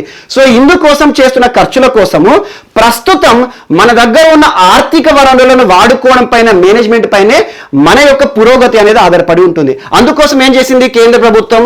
కరోనా విజృంభిస్తున్న సమయంలో దాదాపు ఏప్రిల్ మార్చ్ సమయంలో పార్లమెంట్ సభ్యులకు ఇచ్చే ఎంపీ ల్యాడ్స్ విషయంలో కొన్ని కోతలు విధించింది. సో ఎంపీ ల్యాడ్స్ నిధులు ఏవైతే ఉంటాయో వాటిని కట్ చేస్తున్నాము, రానున్న కొంతకాలం పాటు వాటిని అమలు చేయమని చెప్పింది. సో అలా ఒక్కొక్క సభ్యునికి ఇచ్చే నిధులు ఏవైతే ఉంటాయో వాటన్నిటినీ కూడా ప్రస్తుతం నష్టం జరిగింది కాబట్టి ఈ నష్టం జరిగిన పరిస్థితిలో పూరించడానికి మరియు కోవిడ్-19 సంబంధించిన పరిశోధనలకు వాడదామని చెప్పేసి కేంద్ర ప్రభుత్వం ప్రకటించింది. సో ప్రతిపక్షానికి సంబంధించిన కొంతమంది సభ్యులు, లోక్సభ సభ్యులు, రాజ్యసభ సభ్యులు, వీరందరూ కూడా ఇటీవల, అంటే ప్రతిపక్ష పార్టీ అంటేనే కాంగ్రెస్ పార్టీకి సంబంధించి, అంటే ప్రస్తుతం కేంద్ర ప్రభుత్వానికి వ్యతిరేకంగా ఉన్న పార్టీలన్నీ కూడా బాంబే న్యాయస్థానాన్ని ఆశ్రయించాయి. ఏమన్నారు? సో మాకు ఇటీవల కేంద్ర ప్రభుత్వం ఇవ్వాల్సిన ఎంపీ ల్యాడ్స్ నిధులపైన కోతలు విధిస్తోంది, మా జీతాల్లో కూడా 30% కోత విధిస్తోంది. సో కేంద్ర ప్రభుత్వాన్ని మీరు ఆదేశించండి, ఇలాంటి కోతలు చేయకండి అని చెప్పేసి న్యాయస్థానాన్ని ఆశ్రయించారు. న్యాయస్థానం ఇచ్చిన తీర్పు ఏంటంటే ఎంపీ ల్యాడ్స్ విషయంలో కానివ్వండి, సభ్యులకు చట్టసభల్లో ఇచ్చే వేతనాలు, జీతాలు ఏవైతే ఉంటాయో వారికి ఇచ్చే పెన్షన్స్ విషయంలో కానివ్వండి, న్యాయ వ్యవస్థకి ఎలాంటి అధికారము లేదు. దీనికి ఉన్న అధికారం అంతా కూడా, సంపూర్ణ అధికారము కేంద్ర ప్రభుత్వానికి. కేంద్ర ప్రభుత్వం ఏ రకంగా అమలు చేయాలనుకుంటుందో ఒక స్కీమ్ ని వారు అమలు చేయొచ్చు, వారు తీసేయాలంటే తీసేయచ్చు, కోతలు విధించాలంటే కోతలు విధించవచ్చు, లేదా తిరిగి ప్రతి ఒక్క సభ్యుడికి ఫండ్స్ అన్ని కూడా ఒకేసారి కలిపేవాలంటే ఇవ్వచ్చు అని చెప్పేసి న్యాయ వ్యవస్థకి ఎంపీ ల్యాడ్స్ విషయంలో ఎలాంటి జోక్యం ఉండదని చెప్పేసి కీలక తీర్పు ఇవ్వడం జరిగింది. So most important. And parliament సభ్యుల గురించి చర్చించాం కాబట్టి ప్రతి పార్లమెంట్ సభ్యునికి కూడా జీతాలు, వేతనాలు, పెన్షన్స్ ఏ చట్టం ద్వారా వస్తాయంటే salaries, allowances and pensions of member of parliament. Salaries, allowances and pensions of member of parliament act 1954. So 1954 ఆధారంగానే salaries, allowances and pensions of member of parliament 1954 ఆధారంగానే వారికి ఇచ్చే జీతాలు కానీ, పెన్షన్స్ కానివ్వండి, వేతనాలు అవన్నీ కూడా అమలవుతాయి. సో అందులో భాగంగా మనకు 1993లో ప్రత్యేకంగా మెంబర్ ఆఫ్ పార్లమెంట్ కోసం ఒక స్కీమ్ ని తీసుకొచ్చారు, ఎంపీ ల్యాడ్స్. సో లోక్సభ నియోజకవర్గం అంటే ఏంటి? ఈరోజు మనం ఎన్నుకున్న సభ్యుడు, ఎగ్జాంపుల్ మన నియోజకవర్గంలో ఎన్నికాడు అనుకోండి, తను లోక్సభ సభ్యుడు పలానా తను ఏ నియోజకవర్గం నుండి అయితే ఎన్నికయ్యాడో అక్కడే ఈ ఎంపీ ల్యాడ్స్ నిధులను ఖర్చు చేయాలి. రాజ్యసభ సభ్యుడు మరి రాష్ట్రాలను ప్రాతినిధ్యం చేస్తాడు, అంటే రాష్ట్రాలను రిప్రజెంట్ చేస్తాడు చట్టసభల్లో. అంటే ఎగ్జాంపుల్ మీకు షెడ్యూల్ 4 గురించి మీకు తెలిసే ఉంటుంది. So representation of states in the Rajya Sabha, ఆ షెడ్యూల్ ప్రకారము మరి రాజ్యసభ సభ్యుడు రాష్ట్రాన్ని సూచిస్తాడు కదా, మరి తనకివ్వబడే ఎంపీ ల్యాడ్స్ నిధులను ఎక్కడ ఖర్చు చేయవచ్చు అంటే తను ఏ రాష్ట్రాన్ని అయితే సూచిస్తాడో ఆ రాష్ట్రంలో ఎక్కడైనా ఖర్చు చేయవచ్చు. మరియు నామినేటెడ్ సభ్యులు ఉంటారు, మరియు ఆంగ్లో ఇండియన్స్ కానివ్వండి, అలా ప్రత్యేక వివిధ రంగాల్లో విశిష్ట ప్రతిభ చూపించిన వ్యక్తులను రాష్ట్రపతి నామినేట్ చేస్తారు కదా, 12+2, వారు ఎక్కడ ఖర్చు చేయవచ్చు? మరి వారికి ఇవ్వబడిన ఎంపీ ల్యాడ్స్ నిధులు అంటే దేశంలో ఎక్కడైనా కూడా ఖర్చు చేయవచ్చు తనకు నచ్చిన చోట. అండ్ డిస్ట్రిక్ట్ అథారిటీ అనేది కీలకంగా వహిస్తుంది ఎంపీ ల్యాడ్స్ నిధుల ఖర్చు విషయంలో. సో అలా ఎంపీ ల్యాడ్స్ సంబంధించి చూడండి, పాలిటీలో ఇంపార్టెంట్. సో అలా ఎంపీ ల్యాడ్స్ సంబంధించి ఇటీవల వివాదం ఏంటంటే కేంద్ర ప్రభుత్వం ప్రస్తుతం కోవిడ్-19 పరిస్థితుల కాలంలో ఎంపీ ల్యాడ్స్ నిధులపైన కోత విధించడము మరియు సభ్యుల జీతాల్లో కోత విధించడం పైన న్యాయస్థానాన్ని ఆశ్రయించేసరికి బాంబే న్యాయస్థానం ఎంపీ ల్యాడ్స్ విషయంలో కానివ్వండి, సభ్యులకు ఇచ్చే వేతనాల విషయంలో కానివ్వండి మాకు ఎలాంటి జోక్యం అనేది ఉండదు, అది సంపూర్ణంగా పార్లమెంట్ అధికారము లేదా కేంద్ర ప్రభుత్వము చూసుకోవచ్చు. ఎంపీ ల్యాడ్స్ విషయంలో మాత్రం సంపూర్ణ అధికారం కేంద్ర ప్రభుత్వం తీసుకుని నిర్ణయాలపైన ఆధారపడి ఉంటుందని ఒక కీలక తీర్పుని ఇవ్వడం జరిగింది. సో ఇదొకటి యాడ్ చేసుకోండి. అండ్ నెక్స్ట్ ఈరోజు ఎసెన్షియల్ సర్వీసెస్ మెయింటెనెన్స్ యాక్ట్ 1968 ఏదైనా పేరులోనే ఉంటుంది చూడండి, ఎసెన్షియల్ సర్వీసెస్. సో అత్యవసర పరిస్థితుల్లో ఉపయోగపడే సర్వీస్ అంటే ప్రభుత్వ రంగానికి సంబంధించి ఎసెన్షియల్ సర్వీస్ అంటే మనకు ఎక్కువగా పోలీసులు మరియు ట్రాన్స్పోర్టేషన్ సెక్టార్ మరియు హెల్త్ రిలేటెడ్, సో డాక్టర్స్ కానివ్వండి, వీరందరూ కూడా ఎస్మా సర్వీసెస్ కిందకి వస్తారు. యాక్చువల్లీ ఎస్మా విషయంలో ఈరోజు వార్తలు నిలిచిన రాష్ట్రం యూపీ. యోగి ఆదిత్యనాథ్ గారి ప్రభుత్వం ఇటీవల తరచూ వార్తలు నిలుస్తుంది. ఇన్నర్ క్లాస్ కూడా మీకు చెప్పాను, లవ్ జిహాద్ సంబంధిత అంశం అని చెప్పేసి ఒక ఆర్డినెన్స్ ని దేశంలోనే మొట్టమొదటి రాష్ట్రం లవ్ జిహాద్ కి వ్యతిరేకంగా ఒక ఆర్డినెన్స్ రూపకల్పన చేయడం, ఆ ఆర్డినెన్స్ ఆమోదించడం.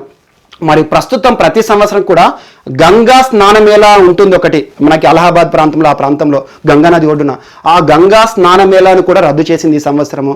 మరియు దీపదాన్ అనే ఒక పండుగను రద్దు చేయడం కానివ్వండి, ఇటీవల యూపీకి సంబంధించి చాలా అంశాలు మనం చూస్తున్నాం. ఎక్కువగా మహిళలపై జరుగుతున్న దాడులకు సంబంధించి ప్రభుత్వం తీసుకున్న చర్యల గురించి చూసాము. ఈరోజు యూపీ రాష్ట్రంలో లాస్ట్ కోవిడ్-19 పరిస్థితుల కాలంలో రాష్ట్ర ప్రభుత్వం ఏం చేసిందంటే ప్రభుత్వ ఉద్యోగులకి అన్నిటినీ కూడా అన్ని సర్వీసెస్ని కూడా ఎస్మా సర్వీసెస్ కిందకి తీసుకొచ్చింది. అంటే ఎవరు కూడా రాష్ట్రంలో ధర్నాలు చేయకూడదు, ప్రభుత్వానికి వ్యతిరేకంగా ఎవరు కూడా ర్యాలీలు కానీ వాళ్ళ విధులను బహిష్కరించడం చేయకూడదని చెప్పేసి ఎస్మా కిందికి తీసుకొచ్చింది. సో దాని వ్యాలిడిటీ ఈ నవంబర్తో ముగుస్తుంది. ఎస్మా సర్వీసెస్ కిందికి అన్ని ప్రభుత్వ ఉద్యోగాలు, అందులో మోస్ట్ ఇంపార్టెంట్ ఏంటంటే పబ్లిక్ ట్రాన్స్పోర్ట్ సిస్టమ్, సో రవాణా వ్యవస్థ, మరియు దాంతోపాటు మెడికల్ సంబంధిత అంశాలు అంటే హాస్పిటల్స్, డాక్టర్స్, వీరందరినీ కూడా ఎస్మా సర్వీసెస్ కింద తీసుకురావడం జరిగింది. ఈ వీరిద్దరి విషయంలో కూడా ఎస్మా యాక్ట్ ని పొడిగిస్తూ ఈరోజు యూపీ వార్తలు నిలిచింది. అంటే పొడిగిస్తూ అంటే ఏంటి, ఈ రెండు రంగాలకి సంబంధించిన వారు ఎవరైతే ఉంటారో వీరు రాష్ట్రంలో ఎట్టి పరిస్థితుల్లో ఎలాంటి పరిస్థితుల్లో కూడా వారి విధులను పక్కన పెట్టేసేసి ఎలాంటి కార్యక్రమాలు చేయకూడదు. అలాంటి ఒక చేస్తే వీరి పోలీసులు అరెస్ట్ చేయొచ్చు, లాకప్లో వేయచ్చు ఎస్మా సర్వీసెస్ యాక్ట్ కింద. So most important ESMA services అంటే ఏంటంటే ఎసెన్షియల్ సర్వీసెస్ మెయింటెనెన్స్ యాక్ట్ అనేది 1968లో పార్లమెంట్ చే రూపొందించబడిన చట్టము. యాక్చువల్గా ఎస్మా యాక్ట్ ఏ జాబితా ఆధారంగా వచ్చింది అంటారు. మనకు జాబితాలు అంటే షెడ్యూల్ 7 రాజ్యాంగంలో ఉంటుంది. షెడ్యూల్ 7లో 3 జాబితాలు ఉంటాయి. ఎందుకంటే మన భారతదేశంలో ప్రభుత్వాలు 2 రకాలు ఉంటాయి. దేశమంతా అమలయ్యే ప్రభుత్వం కేంద్ర ప్రభుత్వం, రాష్ట్రంలో అమలయ్యే ప్రభుత్వం ఒక్కొక్క రాష్ట్రంలో ఒక్కొక్క ప్రభుత్వం ఉంటుంది. తెలంగాణలో టీఆర్ఎస్ రూలింగ్ ఉంది. ఎగ్జాంపుల్ ఆంధ్రప్రదేశ్లో మనకు వైసీపీ ఉంది రూలింగ్లో. అలా ఒక్కొక్క రాష్ట్రంలో అధికారం ఉంటుంది. సో అలా 2 అధికారాలు ఉన్నాయి కాబట్టి కేంద్ర ప్రభుత్వం, రాష్ట్ర ప్రభుత్వము వీరికి ఇవ్వబడ్డ అధికారాల్లో విభజన అనేది ఉంటుంది. రాజ్యాంగంలోనే డివైడ్ చేశారు. అలాంటి విభజన మనకు కేంద్ర జాబితా అంటారు. అంటే కేంద్ర ప్రభుత్వం మాత్రమే చేసే అంశాలు. రాష్ట్ర జాబితా అంటారు, రాష్ట్ర ప్రభుత్వం మాత్రమే చేసే అధికారాలు కేంద్రం జోక్యం చేసుకోకూడదు. ఇంకొకటి కాన్కరెంట్ లిస్ట్ అంటారు. సో ఉమ్మడి జాబితా, కేంద్రము రాష్ట్రము ఇద్దరికి కూడా సమానంగా అధికారం ఉంటుంది. అలాంటిది కాన్కరెంట్ లిస్ట్లోని లిస్ట్ నెంబర్ 33 ఆధారంగా ఎస్మా యాక్ట్ ని తీసుకొచ్చింది కేంద్ర ప్రభుత్వం. తీసుకొచ్చేసేసి రాష్ట్రాలకు ఇచ్చింది. మీ రాష్ట్రాల్లో అక్కడ ఉన్న పరిస్థితులను దృష్టిలో ఉంచుకొని ఎస్మా యాక్ట్ ని ప్రయోగించే అధికారం రాష్ట్ర ప్రభుత్వాలకు ఇచ్చింది. కేంద్ర ప్రభుత్వం తీసుకొచ్చిన చట్టము కాన్కరెంట్ లిస్ట్ నెంబర్ 33 ఆధారంగా తీసుకొచ్చిన చట్టము 1968 నుండి రాష్ట్ర ప్రభుత్వాలు వారి అవసరాల దృష్ట్యా ఎవరైనా స్ట్రైక్ చేసినప్పుడు ఎస్మా సర్వీసెస్ కింద ప్రయోగిస్తారు. అందుకే చాలా మంది ప్రభుత్వాలు మనం చూస్తాం, తెలుగు రాష్ట్రాల ప్రభుత్వాలకు కూడా కొన్నిసార్లు చూస్తాము, మీరు ఎక్కువగా స్ట్రైకులు చేస్తే మిమ్మల్ని ఎస్మా కింద ప్రయోగిస్తామని చెప్పేసి. అలా ఎస్మా కింద ఎవరినైతే తీసుకొస్తారో, ఏ ప్రభుత్వ విభాగాన్ని అయితే తీసుకొస్తారో వారిని ఏదైనా ప్రభుత్వానికి వ్యతిరేకంగా ర్యాలీలు, ధర్నాలు చేసినా, వాళ్ళ విధులను ఆటంకం చేసినా, బహిష్కరించినా కూడా అరెస్ట్ చేసేసి ఈ చట్టం ద్వారా లాకప్లో వేయొచ్చు. సో అలా ఎస్మా విషయంలో ఈరోజు యూపీ అక్కడ ఉండే రాష్ట్రంలోని కొన్ని ప్రభుత్వ విభాగాల విషయంలో ఎస్మా పొడిగింపు అన్నారు. అంటే ఆల్రెడీ అక్కడ అమలు అవుతుంది. ఎందుకంటే కోవిడ్-19 పరిస్థితుల కాలంలో అమలు చేస్తున్నారు కొన్ని రాష్ట్ర ప్రభుత్వాలు. సో ఎస్మా విషయంలో యూపీ వార్తలు నిలిచింది. అండ్ నెక్స్ట్ ఈరోజు మరొక అంశము reinvest India most important renewable energy investment and expo. Renewable energy investment and expo reinvest 2020 సదస్సు ఈసారి వర్చువల్ గా ప్రారంభమైంది.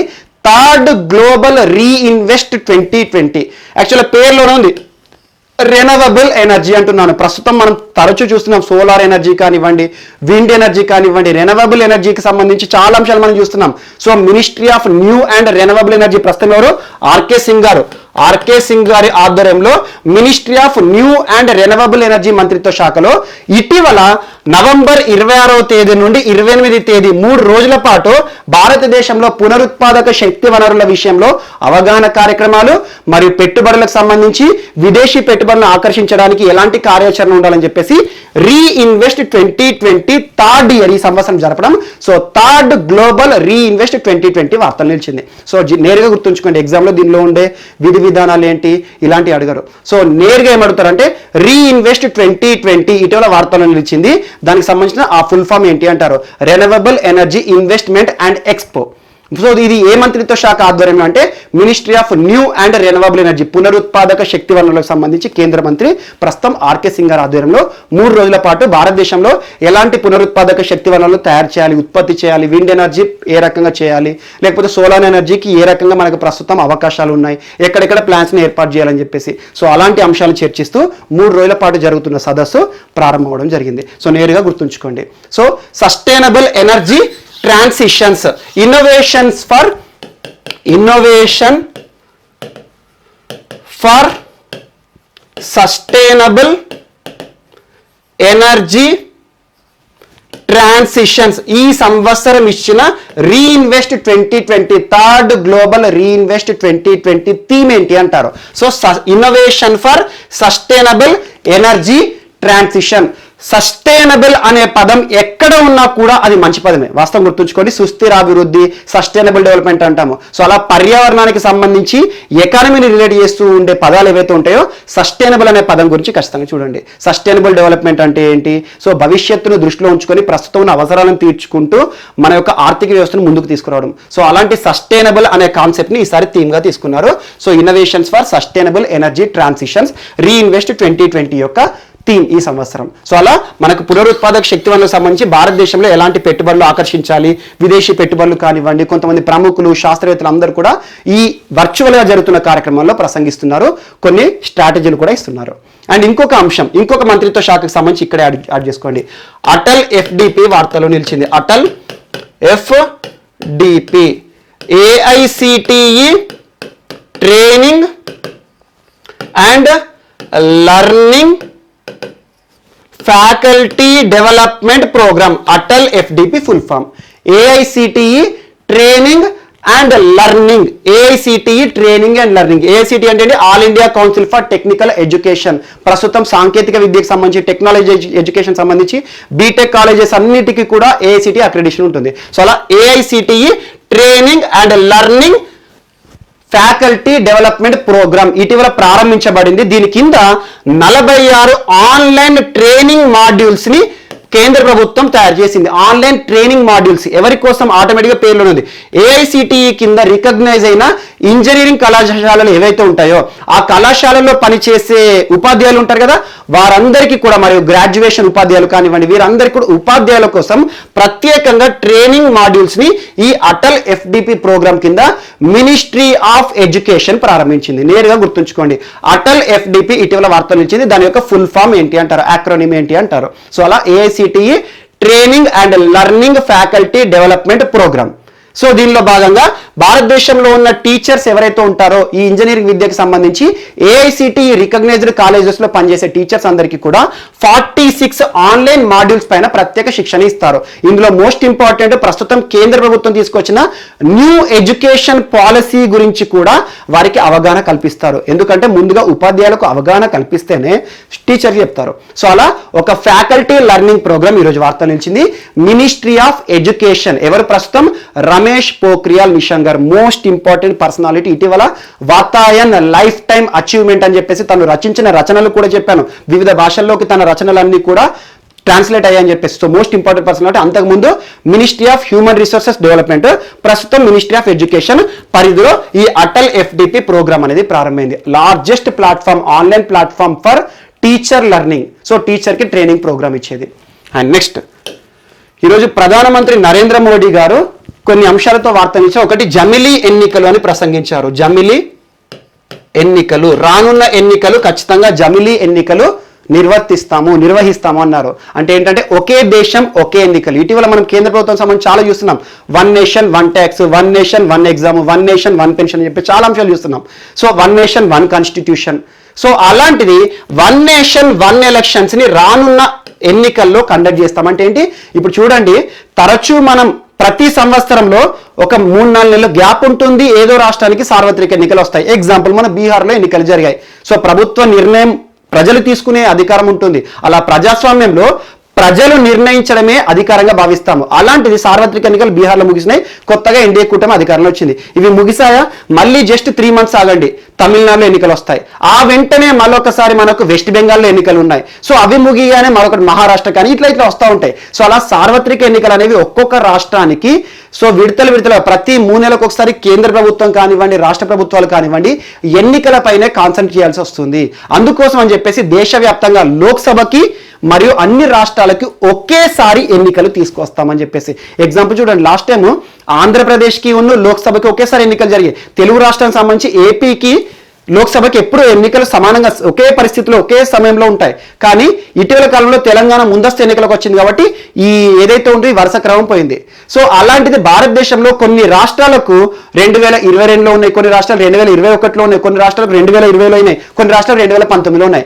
సో ఇలాంటి ప్రతి సంవత్సరం ఎన్నికలేంటి, ఈ ఎన్నికలపైన ప్రభుత్వం చూపేంటి, అభివృద్ధి కార్యక్రమాలపైన చూడాల్సిన చూపు, ఈ ఎన్నికలపైన మేనిఫెస్టోలపైన కేంద్ర ప్రభుత్వం కూడా ఇన్వాల్వ్ అవడము, కేంద్ర మంత్రులు రావడం అంతా జరుగుతున్నాయి. సో అలాంటిది ఉండకూడదు. రానున్న ఎన్నికల నుండి దేశవ్యాప్తంగా ఒకే దేశానికి ఒకేసారి ఎన్నికలు జరిగాయి, కేంద్ర ప్రభుత్వానికి ఎన్నికలు జరగాలి, అన్ని రాష్ట్రాలకు ఒకేసారి ఎన్నికలు జరగాలి అని చెప్పేసి నిన్న ప్రసంగించడం జరిగింది రాజ్యాంగ దినోత్సవం రోజున. ఒకవేళ సో భారతదేశంలో ఇలాంటి మన దేశంలో ఎలా ఉంటుందంటే జమిలీ ఎన్నికలను గిట్ట తీసుకొస్తే రాష్ట్రాల్లో ఎలా ఉంటాయంటే కొన్నిసార్లు హంగ్ అసెంబ్లీ ఏర్పడవచ్చు, లేదా కొన్ని కూటమి ప్రభుత్వాలు ఏర్పాటు చేసే. ఎగ్జాంపుల్ 2 పార్టీలు రాష్ట్రంలో కూటమిగా ఏర్పడి ప్రభుత్వాన్ని ఏర్పాటు చేసిన తర్వాత ఒక 1 year 2 years తర్వాత ఆ కూటమిలో ఏమైనా వివాదాలు వచ్చినాయి అనుకోండి, ఆ 2 విడిపోయినప్పుడు ప్రభుత్వం కూలిపోతుంది. అటువంటి పరిస్థితిలో హంగ్ అసెంబ్లీలో ఎవరు కూడా అధికారాన్ని ఏర్పాటు చేయడానికి ముందుకు రానప్పుడు ఆ రాష్ట్ర భవిష్యత్తు ఎలా ఉంటుంది? మరి కేంద్రం హస్తగతం తీసుకుంటుందా? నెక్స్ట్ ఎన్నికల వరకు 2 ఏళ్ళున్నా 3 ఏళ్ళున్నా కూడా రాష్ట్రపతి పాలన విధిస్తారా? ఎలా ఉంటుంది? కొన్ని రాష్ట్రాలకేమో ఎగ్జాంపుల్ ఇప్పుడు బీహార్లో ఎన్నికలు జరిగాయి. బీహార్లో 2020లో జరిగినంటే మళ్ళీ 2025లో ఎన్నికలు రావాలి. సో 2023లో దేశంకి అంతా కూడా ఎన్నికలు జరపాలంటే బీహార్లో ప్రజలు ఎన్నుకున్న ఎన్నికలు ఏదైతే ఉంటుందో ప్రభుత్వానికి 3 ఏళ్ల వ్యాలిడిటీ ఉంది. సో 5 ఏళ్ళు ఉండాల్సిన ప్రభుత్వాన్ని 3 ఏళ్ళకి తీసుకురావడం కానివ్వండి. కొన్ని రాష్ట్రాలకు 2022లో ఎన్నికలు ఉన్నాయి. సో అలాంటి వాటికి 2023లో ఎన్నికలు దేశవ్యాప్తంగా ఎన్నికలు జరపడం అంటే ఒక 1 year ఎక్స్టెన్షన్ అవుతుంది. సో ఇలాంటి చాలా టెక్నికల్ రీజన్స్ ఉన్నాయి. అవన్నీ ఏ రకంగా చూస్తారో, ప్రభుత్వం ఏ రకంగా తీసుకొస్తుందో చూడాలి విధానాలు. కాకపోతే రానున్న ఎన్నికలు 99.9% 2023లో జమిలీ ఎన్నికలు ఉండే అవకాశం ఉంది. కానీ జమిలీ ఎన్నికలు ఏర్పాటు చేసిన తర్వాత కూడా ఎన్ని రాష్ట్రాల్లో ప్రభుత్వాలు కూలిపోతాయో, ఎన్ని రాష్ట్రాల్లో రాష్ట్రపతి పాలన విధిస్తారా, లేకపోతే కూలిపోయిన ప్రభుత్వంలో మరొక రిమైనింగ్ టైం ఏదైతే ఉంటుందో, ఎగ్జాంపుల్ 2 సంవత్సరాల పాటు ప్రభుత్వం అమలైన తర్వాత ప్రభుత్వం కూలిపోయింది అనుకోండి, ఎవరు ప్రభుత్వాన్ని ఏర్పాటు చేయలేనప్పుడు మిగతా 3 ఏళ్ల పాటు ఉండడానికి మరొక ఎన్నికలు అక్కడ నిర్వహిస్తారా? ఎందుకంటే దేశవ్యాప్తంగా మళ్ళీ ఎన్నికలు ఒక్కసారి రావాలి కాబట్టి. సో చాలా టెక్నికల్ రీజన్స్ ఉన్నాయి. సో జమిలీ ఎన్నికలు అనే ఒక పదం వార్తల్లో నిలిచింది. సో దీనికి సంబంధించి మీకు పాలిటీలో ఇన్ డీటెయిల్గా నేర్చుకోండి. అండ్ దాంతోపాటు ఈ బుధవారం రోజున ప్రగతి 33rd ఎడిషన్ మీటింగ్ జరిగింది. సో ప్రగతి మీటింగ్ అనగానే గుర్తుకు తెచ్చుకోండి, కేంద్ర ప్రభుత్వం నరేంద్ర మోడీ గారు ప్రధానమంత్రి అయిన తర్వాత 2015 నుండి ప్రతి నెల కూడా 4th Wednesday రోజు రాష్ట్ర మరియు కేంద్ర ప్రభుత్వంలో పనిచేసే ప్రభుత్వ అధికారులు ఎవరైతే ఉంటారో వారితో ఒక వీడియో కాన్ఫరెన్స్ తీసుకుంటున్నారు. అలా అధికారుల మీటింగ్ అన్నట్టు. సో ప్రగతి మీటింగ్ అనగానే అధికారుల మీటింగ్ ఏ రోజున? సో ప్రతి నెల 4th Wednesday ప్రగతి మీటింగ్ అంటారు. సో అలా ఇటీవల జరిగిన ప్రగతి మీటింగ్ లో కూడా ప్రధాని ఈ అంశాన్ని ప్రసంగించారు. అండ్ ఇంకొక అంశం ప్రధానికి సంబంధించి ఆకస్మిక పర్యటన. ప్రస్తుతం తెలంగాణలో నవంబర్ 29వ తేదీన ప్రధాని నరేంద్ర మోడీ గారు ఆకస్మిక పర్యటన చేయబోతున్నారు. ఎందుకంటే ఎన్నికలకు సంబంధించి ప్రచారం కాదు, ప్రస్తుతం భారత్ బయోటెక్ ప్రతిష్టాత్మకంగా తయారు చేస్తున్న వ్యాక్సిన్ దశ ఉంది కదా, కోవాక్సిన్. సో కోవాక్సిన్ ప్రయోగాలకు సంబంధించి భారత్ బయోటెక్ ఆ పరిశ్రమని సందర్శించబోతున్నారు. జస్ట్ 1 hour ఉంటారు అంతే, నవంబర్ 29th రోజున.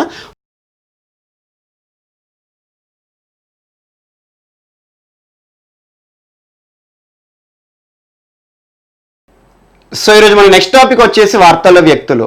ఈరోజు వార్తల్లో నిలిచిన ఫస్ట్ పర్సన్ ఇస్లాం ప్రముఖుడు ప్రపంచవ్యాప్తంగా ఇస్లాం మతానికి సంబంధించి ప్రత్యేక గుర్తింపు పొందిన ఒక కీలక వ్యక్తి మరణం. సో మోస్ట్ ఇంపార్టెంట్ పర్సనాలిటీ, ప్రపంచవ్యాప్తంగా గుర్తింపు పొందిన ఇస్లాం ప్రముఖుడు అంటున్నాను. తన పేరు ప్రపంచవ్యాప్తంగా కూడా ఎంకేఎస్ గా ప్రసిద్ధి పొందాడు షార్ట్ ఫామ్ లో. అసలు పేరు, పూర్తి పేరు ఏంటంటే మౌలానా కాల్బే సాదిక్. గుర్తుంచుకోండి, మౌలానా కాల్బే సాదిక్. ప్రస్తుతం యూపీ ఉత్తరప్రదేశ్ లక్నోలో నివసిస్తున్నారు. ఒక కీలకమైన పదవిని నిర్వర్తిస్తున్నారు. ఇస్లాం మతానికి సంబంధించి ఒక ఉన్నతమైన సంస్థ All India Muslim Personal Law Board. So ఇస్లాం మతానికి సంబంధించి న్యాయపరమైన నిర్ణయాలు తీసుకునే ఒక అత్యున్నత సంస్థ All India Muslim Personal Law Board. ఒక కీలకమైన సంస్థకు కీలకమైన పదవి వైస్ ప్రెసిడెంట్ గా ఉన్నాడు. సో ఉపాధ్యక్ష హోదాలో ఉన్నాడు ఆ సంస్థకి సంబంధించి. ఆల్ ఇండియా అంటున్నాను, ఇండియాలో ఉండే ఇస్లాం మతానికి సంబంధించి న్యాయపరమైన నిర్ణయాలు వెలువడించే ఒక అత్యున్నత సంస్థ ఆల్ ఇండియా ముస్లిం పర్సనల్ లా బోర్డుకి ఇతను వైస్ ప్రెసిడెంట్ గా తన బాధ్యతలు నిర్వర్తిస్తున్నాడు. కొంతకాలం నుండి అనారోగ్య సమస్యలను ఎదుర్కొంటున్నాడు. ఈ రోజు తుది శ్వాస విడవడం జరిగింది. So most important personality. తను చేసిన సంస్కరణ కార్యక్రమాలు ఇస్లాం మతానికి సంబంధించి ప్రపంచవ్యాప్తంగా ప్రత్యేక గుర్తింపు తీసుకొచ్చాయి. ప్రపంచంలో ఎక్కడ ఇస్లాం కాన్ఫరెన్స్ జరిగినా కూడా తనకి ఖచ్చితంగా ఇన్విటేషన్ వస్తుంది. అంటే అంతటి ప్రముఖుడు. సో తను చేసిన సంస్కరణ కార్యక్రమాల్లో ఒకే ఒక అంశం గుర్తుంచుకోండి. కామన్ గా ఇస్లాం మతంలో రెండు వర్గాలు ఉంటాయి, సున్నీలు, షియాలు. సో ఇద్దరి జీవన విధానాలు కూడా వేరువేరుగా ఉంటాయి. అలాంటి సున్నీలు, షియాలను ఒకే వేదిక పైకి తీసుకొచ్చి ఒకే ప్లాట్ఫామ్ పైన నమాజ్ కార్యక్రమాలు నిర్వర్తించాడు. సో అలా సున్నీలు, షియాలను ఏకతాటిపైకి తీసుకువచ్చిన ఒక ప్రముఖుడు, ఇస్లాం సంస్కరణవాది, భారతదేశంలోనే మొట్టమొదటి ఇస్లాం వ్యక్తి సున్నీలు, షియాలను ఏకం చేసి నమాజ్ కార్యక్రమం నిర్వర్తించడంలో అలాంటి వ్యక్తి మరణం ఈ రోజు వార్తలు నిలిచింది. సో ఖచ్చితంగా రానున్న పోటీ పరీక్షలో అడిగే అవకాశం ఉంది. ఎందుకంటే ఇస్లాం ప్రముఖుడు, ప్రపంచవ్యాప్తంగా ఏ ఇస్లాం కాన్ఫరెన్స్ జరిగినా కూడా తనకి ఇన్విటేషన్ వస్తుందని చెప్పాను. అలాంటి ఒక గొప్ప వ్యక్తి కాబట్టి ఒక్కసారి తన పేరు గుర్తుంచుకోండి. తను చేసిన సంస్కరణ కార్యక్రమంలో సున్నీలు, షియాలకు సంబంధించి నమాజ్ కార్యక్రమాలు నిర్వర్తించడంలో మొట్టమొదటి ఇస్లాం వ్యక్తిగా ప్రపంచంలో కూడా చాలా దేశాలు కూడా గుర్తించేదానని. సో ఈరోజు వార్తల్లో నిలిచిన పర్సన్. అండ్ నెక్స్ట్ ఈరోజు వార్తల్లో నిలిచిన second person FC Kohli. So most important personality. ఇతను ప్రపంచవ్యాప్తంగా కూడా ఐటీ ఇండస్ట్రీలో తనకంటూ ఒక చెదరని ముద్ర వేశాడు. సో ఇండియన్ ఐటీ ఇండస్ట్రీ, తనకున్న బిరుదు ఏంటంటే father of Indian IT industry. Most important, భారత ఐటీ పరిశ్రమ పితామహుడు అంటారు. ఏదో ఒక గొప్ప పనిని సాధిస్తేనే ఫాదర్ అంటాం మనం, ఒక శాస్త్రంలో కానీ ఒక అంశంలో కానీ. అలా భారతదేశ ఐటీ ఇండస్ట్రీ అనేది ఈరోజు ప్రపంచంలో టాప్ లో ఉంటుంది. అలాంటి టాప్ లో ఉన్న భారత ఐటీ ఇండస్ట్రీలో తన యొక్క సేవలు ఎప్పుడు కూడా మరవలేనివి. ఎందుకంటే ఈరోజు తను చేసిన డెవలప్మెంటల్ యాక్టివిటీస్ కానివ్వండి, ఐటీ రంగానికి సంబంధించి తను చేసిన సేవలు కానివ్వండి, ఈరోజు ప్రపంచంలో ఇండియన్ ఐటీకి ప్రత్యేక స్థానాన్ని ఇచ్చాయి. అలాంటి father of Indian IT industry మరణం ఈరోజు వార్తలు నిలిచింది. ఆ ప్రముఖుని పేరు ఎఫ్సి కోహ్లీ. తన పూర్తి పేరు గుర్తుంచుకోండి, Faqir Chand Kohli. So most important personality. Kohli అనగానే ఏం గుర్తు రావడం మనకు? Father of Indian IT industry. Actual గా తన కెరీర్ మొత్తం కూడా ఎక్కువగా టీసీఎస్ సంస్థ చుట్టూ తిరిగింది. యాక్చువల్గా ప్రస్తుతం మనం ఎక్కువగా వింటూ ఉంటాం, ఎవరన్నా ఐటీ రిక్రూట్మెంట్ జరిగితే ఏ సంస్థలో పనిచేస్తున్నాం అంటే టీసీఎస్ అని చెప్పేసి సిటిఎస్ అంటూ ఉంటారు. అలా టీసీఎస్ అంటే ఏంటి? Tata consultancy services, Tata group కి సంబంధించి. అలా టీసీఎస్ ఐటీ ఇండస్ట్రీకి వ్యవస్థాపక సభ్యుడు, వ్యవస్థాపక CEO, chief executive officer. Most important, TCS company ఈ రోజు ప్రపంచవ్యాప్తంగా గుర్తింపు పొందడంలో తను చేసిన డెవలప్మెంటల్ యాక్టివిటీస్ ఇంపార్టెంట్. అండ్ తన కెరీర్ 1969లో ఒక మేనేజ్మెంట్ కన్సల్టెంట్ గా స్టార్ట్ అయింది, మేనేజ్మెంట్ కన్సల్టెంట్ గా. ఆ తర్వాత కొద్ది కాలంలోనే సాఫ్ట్వేర్ డెవలపర్ గా గుర్తింపు పొందాడు. ఆ తర్వాత టాటా కన్సల్టెన్సీ సర్వీసెస్ లో సిఇఓగా ప్రపంచవ్యాప్తంగా గుర్తింపు పొందాడు. అత్యల్ప కాలంలోనే టీసీఎస్ కంపెనీని ఒక దిగ్గజ కంపెనీగా నిలబెట్టాడు. అండ్ రతన్ టాటాకి చాలా సన్నిహితుడు. So most important personality. కాకపోతే 1996 నుండి సైలెంట్ అయిపోయారు. కారణం ఏంటంటే ఏజ్ మీద పడిపోయింది. ప్రస్తుతం 96 సంవత్సరాలు. ఈరోజు తను తుది శ్వాస విడవడం జరిగింది. ఒక మోస్ట్ ఇంపార్టెంట్ పాయింట్ ఏంటంటే తన మరణంతో ప్రపంచంలోని పెద్ద పెద్ద ఐటీ దిగ్గజ కంపెనీలు ఉంటాయి కదా, ఆ దిగ్గజ కంపెనీలు అందరూ కూడా అఫీషియల్ గా వారి ట్విట్టర్ అకౌంట్ లో సో ఎస్సీ కోహ్లీ గారి మరణాన్ని మేము జీర్ణించుకోలేకపోతున్నాం. భారతదేశంలో ఐటీ ఇండస్ట్రీని ఒక రేంజ్ లో ఒక స్థానంలో నిలబెట్టిన ఒక ప్రముఖ వ్యక్తి మరణం అనేది ఎప్పటికీ కూడా పూరించలేంది అని చెప్పేసి ప్రముఖ వ్యక్తులు, ప్రముఖ దిగ్గజ ఐటీ కంపెనీలు ప్రపంచవ్యాప్తంగా కూడా తన మరణానికి సంబంధించి అఫీషియల్ మెసేజ్ ఇస్తున్నాయి. భారత ప్రధాని నరేంద్ర మోడీ గారు కూడా తన మరణానికి సంబంధించి అఫీషియల్ గా ట్విట్టర్ లో ఒక మెసేజ్ పెట్టారు. తన మరణము అండ్ ఏమని మెన్షన్ చేశారంటే father of Indian IT industry. So మరణించడం అనేది జీర్ణించుకోలేకపోతున్నాం, తన మరణానికి ప్రగాఢ సానుభూతిని ప్రకటిస్తున్నాం అని చెప్పేసి ప్రకటించడం జరిగింది. సో అలాంటి కీలక వ్యక్తి రానున్న పోటీ పరీక్షలో అడిగే అవకాశం ఉంది. ఫకీర్ చంద్ కోహ్లీ ఇటీవల వార్తలు నిలిచారు. ఏ రంగంలో తనకు ప్రపంచవ్యాప్తంగా గుర్తింపు పొందాడంటారు, ఏ రంగంలో ఫాదర్ గా గుర్తింపు పొందాడంటారు, ఫాదర్ ఆఫ్ ఇండియన్ ఐటీ ఇండస్ట్రీగా ప్రముఖమైన వ్యక్తి ఈరోజు మరణించడం జరిగింది అనారోగ్య సమస్యలతో. అండ్ నెక్స్ట్ ఈరోజు మరొక వ్యక్తి తెలుగువాడు, చాలా ఇంపార్టెంట్ పర్సన్, డాక్టర్ షేక్ ఎన్ మీరా. షేక్ మీరా అని గుర్తుంచుకోండి, లేకపోతే ఎన్ మీరా అని గుర్తుంచుకోండి. యాక్చువల్గా కృష్ణా జిల్లా నందిగామలో జన్మించాడు. బాపట్లలో తన గ్రాడ్యుయేషన్ పూర్తి చేసుకున్నాడు. ఏ రంగంలో అంటే వ్యవసాయ డిగ్రీ. సో అగ్రికల్చర్ బిఎస్సి పూర్తి చేసిన వెంటనే ఢిల్లీకి వెళ్ళాడు. సెంట్రల్ యూనివర్సిటీలో, అగ్రికల్చర్ యూనివర్సిటీలో తన పీజీ పిహెచ్డి పూర్తి చేశాడు. సో అలా డాక్టర్ షేక్ ఎన్ మీరా ఈరోజు వార్తలు ఇచ్చాడు. తెలుగువాడు ప్రస్తుతం కీలకమైన పదవిని నిర్వర్తిస్తున్నాడు. తను కీలకమైన హోదా ఎక్కడున్నాడు అంటే ఐకార్. సో భారతదేశంలో ఐకార్ మీరు చాలాసార్లు వినే ఉంటారు, Indian council of agriculture research. So భారతదేశంలో వ్యవసాయ పరిశోధనలకు సంబంధించి వీర పరిశోధనల ఆధారంగానే చాలా వరకు కొత్త కొత్త అంశాలు మనకు తెలుస్తాయి. భారతదేశంలో మృత్తికలు ఉంటాయి కదా, సాయిల్స్. ఒక అంశం చూడండి, సాయిల్స్ ఏవైతే ఉంటాయో ఇండియాలో రకరకాల మృత్తికలు ఉంటాయి. అలాంటి సాయిల్ క్లాసిఫికేషన్ చేసేది ఐకార్ వారే. సో అలాంటి ఐకార్లో ఒక ప్రధాన శాస్త్రవేత్తగా ఉన్నాడు. అలాంటి మన తెలుగువాడు ఈరోజు ప్రపంచవ్యాప్తంగా ఒక గుర్తింపు పొందే పదవిలో భారత ప్రభుత్వంచే నియమించబడ్డాడు. So most important. సో భారత ప్రభుత్వం ఇతని ఈరోజు ప్రపంచ వ్యవసాయ అభివృద్ధి నిధి, most important, International Fund for Agriculture Development, IFAD అంటారు. International Fund for Agriculture Development లో భారతదేశం తరపున తనను ప్రధాన సలహాదారుగా నియమించడం జరిగింది భారత ప్రభుత్వం. సో అలా రానున్న రోజుల్లో తను ఆల్మోస్ట్ 2 to 3 years లో ఆఫ్రికా, యూరప్ దాదాపు 20కి పైగా దేశాల్లో వ్యవసాయ సంబంధిత సలహాలు ఇస్తాడు అతను. సో అలా ఐఫాడ్ సంస్థలో ఇటీవల భారతదేశం నుండి భారత ప్రభుత్వం చే నియమించబడిన వ్యవసాయ శాస్త్రవేత్త పేరేంటి అంటారు. మన పోటీ పరీక్షల్లో రాష్ట్రీయ అంశాల్లో ఖచ్చితంగా అడుగుతారు. ఒక తెలుగువాడు ఈరోజు ప్రపంచ స్థాయిలో ప్రత్యేకంగా ఒక శాస్త్రవేత్తగా గుర్తించబడి సో ఒక కీలక సలహాదారు పదవికి నియమించబడ్డాడు. సో ఐఫాడ్ గుర్తుంచుకోండి, లేదంటే ప్రపంచ వ్యవసాయ అభివృద్ధి నిధి, International Fund for Agriculture Development సంస్థకి నియమించబడ్డాడు భారత ప్రభుత్వంచే అధికారికంగా. సో మోస్ట్ ఇంపార్టెంట్ పర్సనాలిటీ, తెలుగువాడు కాబట్టి రాష్ట్రీయ పరీక్షలో చూసుకోండి. సో కృష్ణా జిల్లా నందిగామలో జన్మించాడు. Agriculture BSc and doctor PhD పూర్తి చేసిన వ్యక్తి. యాక్చువల్గా యంగ్, తను చాలా 45 years ఉంటే అంతే. అండ్ నెక్స్ట్ ఈరోజు భారత ప్రధాని నరేంద్ర మోడీ గారి చేతుల మీదుగా ఆవిష్కరించబడిన ఒక పుస్తకం శ్రీ గురునానక్ దేవ్. సో సిక్కు మత వ్యవస్థాపకుడు, సిక్కు గురువులు 10 మందిలో చాలా ఇంపార్టెంట్ పర్సన్ గురునానక్ గారు. సో గురునానక్ గారి జీవిత చరిత్ర, తన ఐడియాలజీలు అవన్నీ పొందుపరిచిన ఒక పుస్తకము. ఆ పుస్తకాన్ని ఎవరు రచించారంటే Kirpal Singh ji. So most important, ఇతనే కిర్పాల్. సో తాను రచించిన పుస్తకంలో మనకి సిక్కు మతానికి సంబంధించి వ్యవస్థాపకుడు మరియు సిక్కు గురువుల్లో ఒకడైన గురునానక్ గారి జీవిత చరిత్ర, తన ఐడియాలజీలను అవన్నీ పొందుపరిచి ఒక పుస్తక రూపంలో తీసుకొచ్చారు.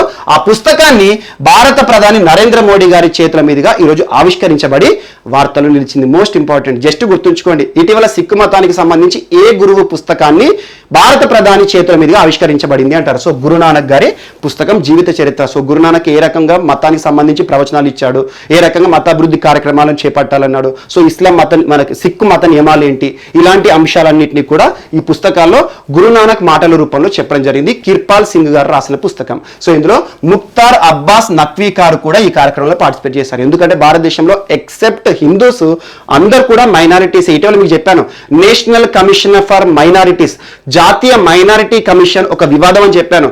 7 ఏడుగురు సభ్యులు ఉండే ఒక మైనారిటీ కమిషన్లో చట్టబద్ధ సంస్థలో జస్ట్ ఒకే ఒక వ్యక్తి ఉన్నాడు అధికారి. సో అందులో అధికార నియామకానికి సంబంధించి కేంద్ర ప్రభుత్వం జాప్యం చేస్తుందని మేధావులు విమర్శిస్తున్నారు. సో అలా ఈ నేషనల్ కమిషన్ ఫర్ మైనారిటీస్ లో ఆ కమిషన్ ఏదైతే ఉందో అందులో అధికార నియామకాలు చేపట్టే మంత్రిత్వ శాఖ ఇదే. మనకి ministry of minority affairs, Mukhtar Abbas Naqvi గారు, మోస్ట్ ఇంపార్టెంట్ పర్సనాలిటీ. ఇటీవల చాలాసార్లు చూసాం మనం. హునార్ హట్ అనే ఒక కార్యక్రమాన్ని లాంచ్ చేశారని చెప్పేసి, ఒక పుస్తకాన్ని లాంచ్ చేశారని చెప్పేసి. సో అలా అదంతా అవసరం లేదు. బట్ గురునానక్ గారి జీవిత చరిత్ర ఆధారంగా ఒక పుస్తకాన్ని, కిర్పాల్ సింగ్ గారు రాసిన ఒక పుస్తకాన్ని భారత ప్రధాని గారి చేతుల మీదుగా ఆవిష్కరించడం జరిగింది. సో ఇదొకటి కూడా ఇంపార్టెంట్. సో ఇవి ఈరోజు వార్తల్లో నిలిచిన అంశాలు. మిస్లేనియస్ అంశాలు ఏమైనా మిగిలిపోతే మాత్రం మనం రేపటి క్లాస్లో యాడ్ చేసుకొని నేర్చుకుందాం. రేపు కలుద్దాం. Thank you.